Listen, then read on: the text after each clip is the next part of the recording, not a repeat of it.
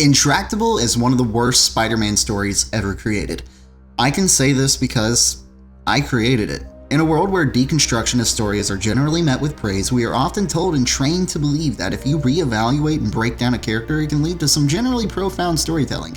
But this isn't always the case. In 30 minutes, I managed to destroy everything identifiable and lovable in a character that bestows optimism in the distraught and hope amongst the weak.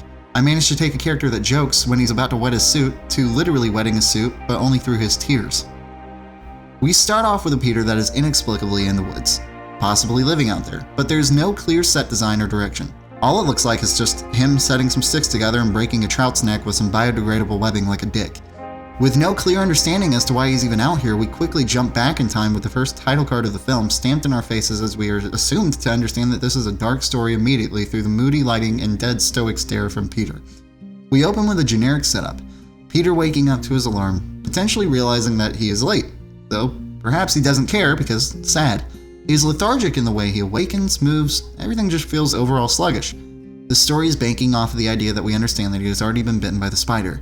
And that is its first problem of overt ambiguity that unfortunately carries throughout the narrative from then on. We meet his friend and apparently foster brother Nathan, who is the equivalent of Plank from Ed, Edd and Eddy. No emotion, no motives, we have no idea who this guy is, just what he is. A friend for Peter. Someone for him to pour his exposition out to. Someone to help explain whatever the hell is going on in a world where Aunt May and Uncle Ben are dead from presumably a plane crash. Inexplicably, Harry Osborn and Mary Jane do not exist at all, despite Oscorp being a main source for where Spider-Man gets his suit. And oh wait, there's a primary problem with that.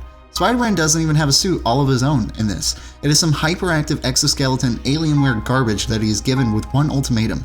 Save the world from cancer or save it from everything else, which is so stupid, because there's literally no one within Peter's life that would directly influence, and besides that, being given the gift of curing cancer and ultimately turning it down gives you a pretty good read on who this character is.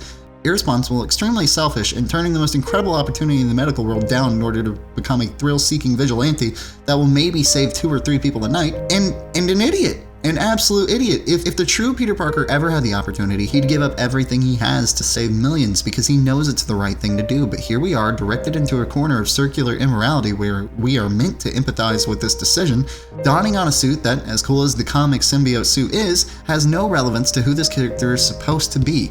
It's designed almost in a way by his father to keep him in a place of angst. The design itself having a strangely negative connotation that bleeds into every seam of its design. The idea that a Peter Parker with no personality donning a suit with minimal personality is fitting to a point, however, but the character should also not lose sight of what he's supposed to be. The thing Uncle Ben literally wants him to be. It is written on his fucking epitaph. It should make sense at this point to Peter what he should strive for, but he seems as directionless and moody as ever. This is a clear oversight with who this character is and what he's supposed to be, and the point that I'm trying to get at. This is not Spider-Man, and the person that made this film, the person that I was 5 years ago at least, was never trying to make a Spider-Man film. He's trying to turn Spider-Man into something he isn't. In fact, he secretly despised Spider-Man in some ways, potentially through some form of unaware jealousy of Spider-Man in his headspace. Why is this character capable of being so optimistic despite going through so much? That's the point though. That's what makes him a superhero.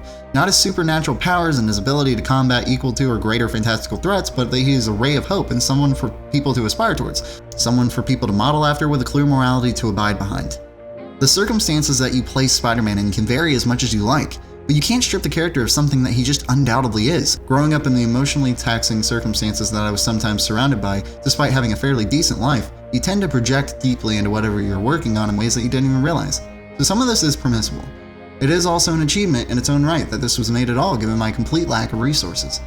All that being said, this is still in my mind one of the worst Spider-Man stories ever made. Is it the worst film ever made? Absolutely not. Suicide Squad will always exist, and we have nothing else to compete with that as of right now, since I am almost certain that that movie is the equivalent of eating shit on a plate and being forced to tell everyone you like it. Thanks for watching this brief criticism in one of my first and oldest ventures into film. Don't forget to hit that subscribe button and like this video. Have a good one.